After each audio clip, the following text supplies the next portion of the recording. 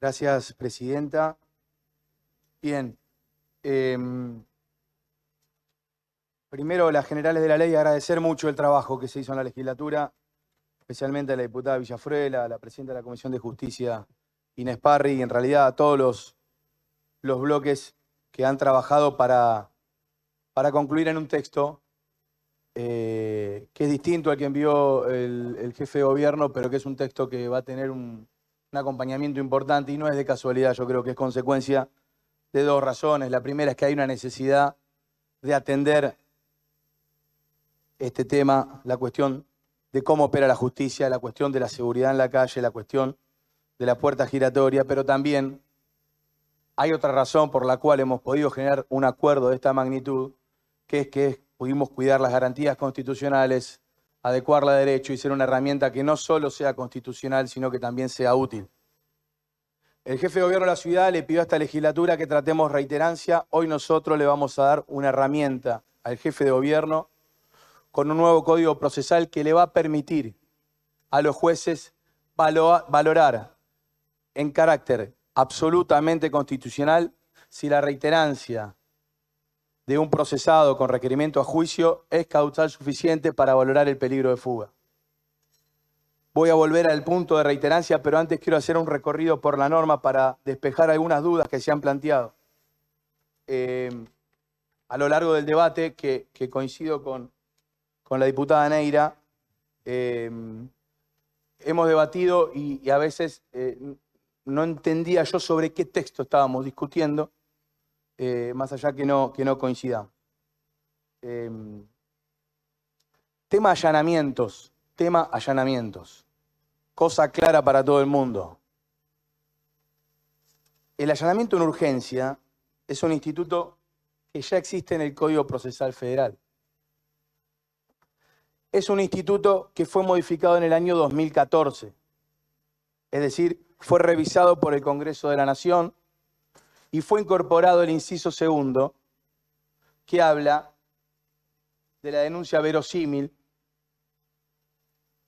de acuerdo a las circunstancias de que una o más personas han sido vistas mientras se introducían en una casa o local indicio manifiesto de la comisión de un delito. ¿Por qué traigo este ejemplo?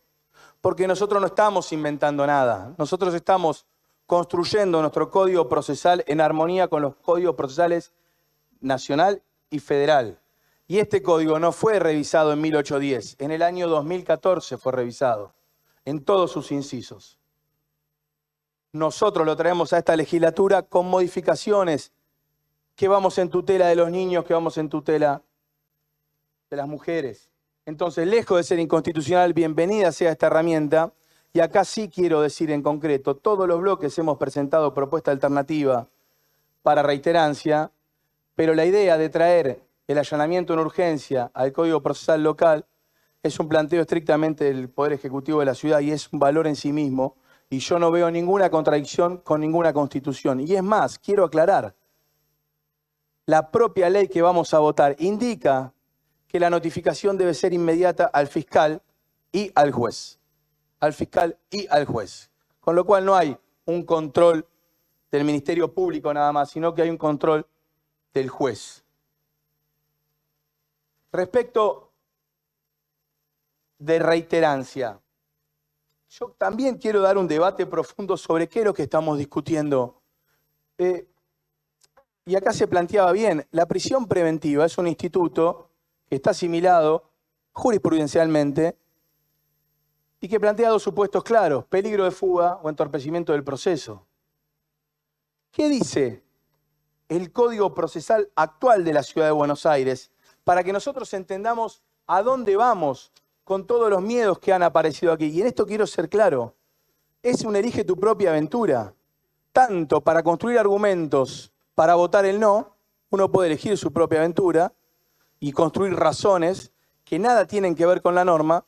Y lo quiero dejar en claro, también puede ser que algunos construyan su propia aventura para construir el sí, que nada dice con el texto. Ahora, vayamos al texto para entender dónde estamos parados. El Código Procesal de la Ciudad vigente, dice lo siguiente sobre peligro de fuga. Y ahí vamos a empezar a dar por tierra algunas preocupaciones que tenemos respecto de si nosotros estamos violando el principio de inocencia o no. Esto de que todos son culpables, de que inmediatamente van a detener a la gente. No, señores. Si lo encuentro, acá está. ¿Qué dice el Código Procesal en el 182? Se entenderá que existe peligro de fuga cuando la objetiva valoración de las circunstancias del caso, los antecedentes y circunstancias personales del imputado, permitan sospechar fundadamente que intentará sustraerse de las obligaciones procesales. Punto. Nosotros estamos incorporando el inciso 7, que es una circunstancia más que el juez va a poder valorar para detener de manera preventiva si se acredita la posibilidad del peligro de fuga. Ahora dicen, ¿qué instituto tan degradado en términos de garantías constitucionales? Bueno, pero entonces revisemos los otros 6. Si están degradados en términos de garantías constitucionales, lo que nosotros acabamos de poner. Porque el Código, en su artículo, habla de imputado, no habla de ninguna instancia procesal. El inciso 1 dispone solamente si tiene arraigo o no tiene arraigo. El inciso 2 habla de la magnitud de la pena, o sea, ya ni siquiera el inciso 2 del Código Procesal de la Ciudad, que a ver, que es equivalente a todos los códigos procesales y al Instituto de Prisión Preventiva que rige en la Nación. El inciso 2 dice que tenga o no tenga arraigo, o sea, no importa qué delito cometiste, no importa en qué instancia del proceso estés, el juez va a poder valorar si tiene o no tiene arraigo.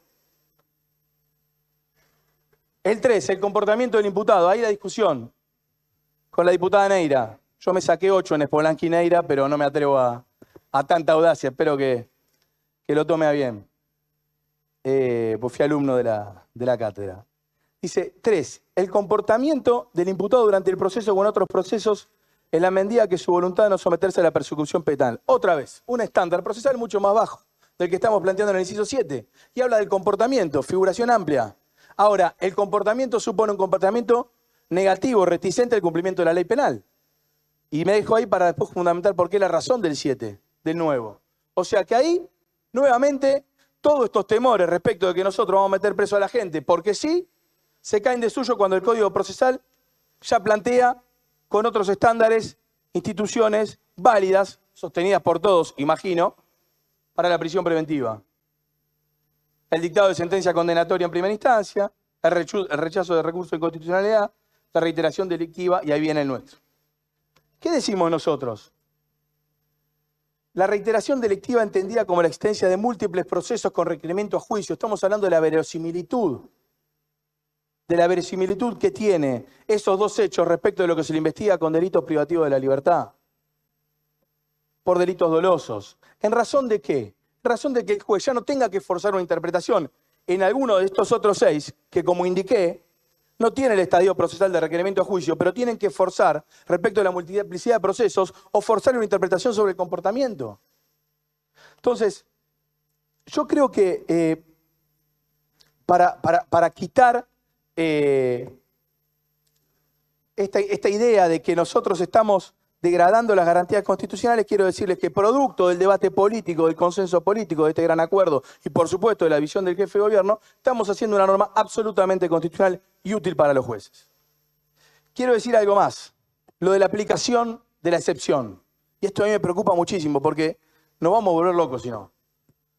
Cuando nosotros exceptuamos la aplicación del presente inciso, volvemos, peligro de fuga, se tiene que dar el supuesto de peligro de fuga y el juez puede valorar entre 7 cuál le corresponde. Ahora, para valorar reiterancia, nosotros que le estamos diciendo, ojo, no podés valorar, y acá viene la discusión. No es que nosotros estamos acá reconociendo o poniendo que hay un delito en el ejercicio de la libertad de expresión, en la manifestación pública o en peticionar frente a las autoridades. Por supuesto, es evidente que no. Lo que estamos diciendo que son los hechos acontecidos en el marco de una protesta, donde nosotros le decimos al juez que si tiene una persona detenida con un proceso con requerimiento a juicio, no va a poder valorarlo para dar prisión preventiva. Es clarísimo, es protectorio. ¿Dónde está la fantasía que nosotros vamos a perseguir la protesta social? Ahora, claro, si le rompen la cabeza a un policía, si daña a una persona, lo que tiene que haber... No. Momento. Silencio. Deje continuar el diputado. Diputada. No, es Diputada. Diputada Fierro, por favor. Es interesante el punto porque, a ver, diputada, nosotros presentamos, no voy a hablar, pero nosotros presentamos un proyecto con estas características y con esta preocupación, porque sabemos el debate que se da. ¿Me entiende?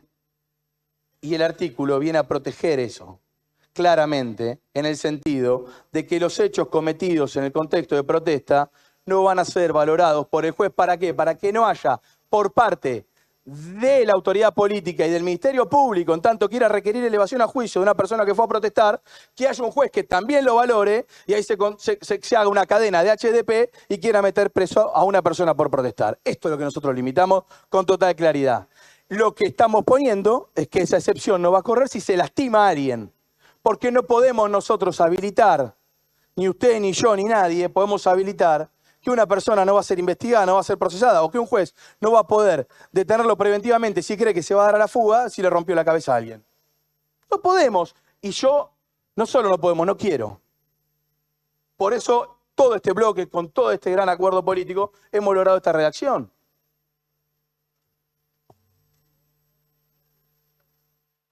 Y quiero hablar de algo también que me parece central, y ahí sí, de la legislatura de la ciudad. Nosotros no podemos tener un maniqueísmo de este nivel de discusión política, y se lo digo a los colegas legisladores de la ciudad.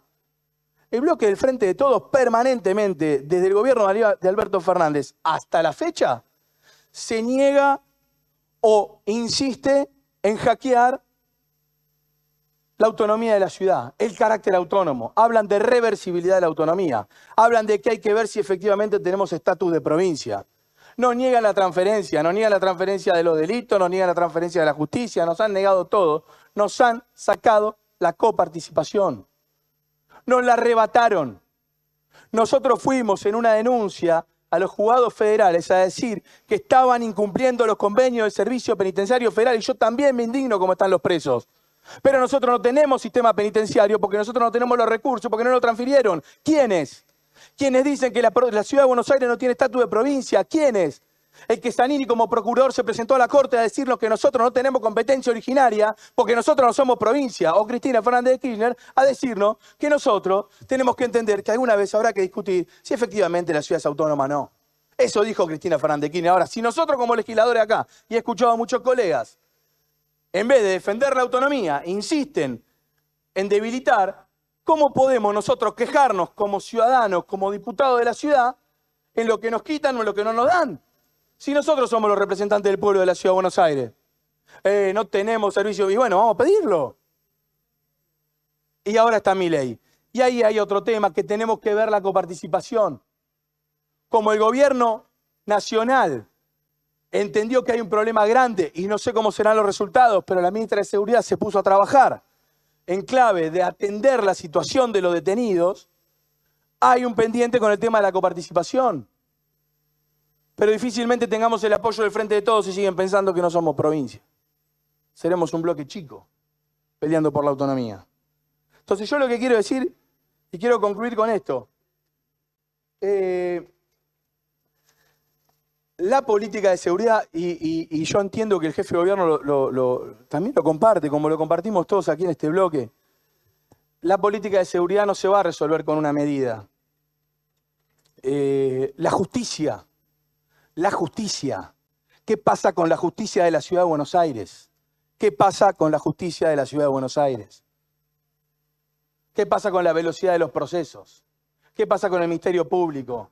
No vamos a resolver con una cosa, y yo lo sé y lo sabemos todos. Ahora, que el jefe de gobierno tenga esta visión, tenga esta intención, lo manda a la legislatura, que tenía, por supuesto, debilidades y las hemos corregido, que hayamos podido construir un consenso para darle a los vecinos una herramienta más en clave que la justicia pueda operar constitucionalmente sobre lo que es la Comisión de Delito en la ciudad, yo creo que es un paso adelante. Entonces, Presidenta, para concluir, decirle que yo creo que hemos hecho un gran trabajo, que el jefe de gobierno puede estar tranquilo, que tiene una norma hoy que le va a permitir seguir construyendo su política de seguridad, que por supuesto él y yo y todos los que estamos acá entendemos que no es una sola cosa. Y reitero la posición, algún día deberíamos todos poder reivindicar plena y absolutamente la autonomía de la ciudad y ponernos a trabajar en mesa de trabajo para la transferencia de cada uno de los pendientes que estamos teniendo, y si no, algún día declarar la inconstitucionalidad de la ley Cafiero e ir y arrebatar lo que nos corresponde por derecho constitucional. Muchas gracias, presidente. Muchas gracias.